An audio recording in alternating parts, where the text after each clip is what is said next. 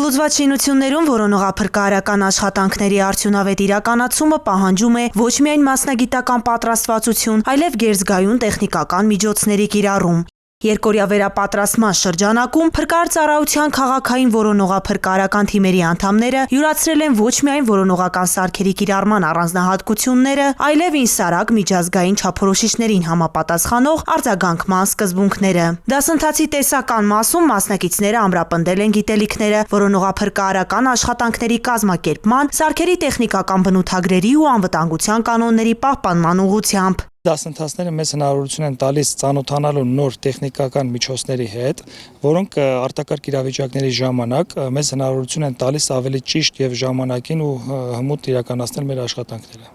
Գործնական մասում մասնակիցները ձեռք բերած գիտելիքները կիրառել են տարբեր սցենարային իրավիճակներում։ Աշխատանքային գոտու ուսումնասիրությունից հետո փրկարներն ընտրել են տուժածների հայտնաբերման արդյունավետ մեթոդներ, որոնման համապատասխան սարքավորումներ եւ սկսել որոնողափրկարարական գործողությունները։ Փլատակներում որոնողական աշխատանքներն իրականացվել են տեսադիտարկման եւ ակուստիկ տեխնիկական սարքերի միջոցով, որոնց օգնությամբ հնարավոր է եղել ճշգրիտ տեղորոշել տուժածների գտնվելու վայրը։ Համագործակցությունը տվյալ աշխատանքներում ամենակարևորն է, որպեսզի փրկարարները կարողանան միասին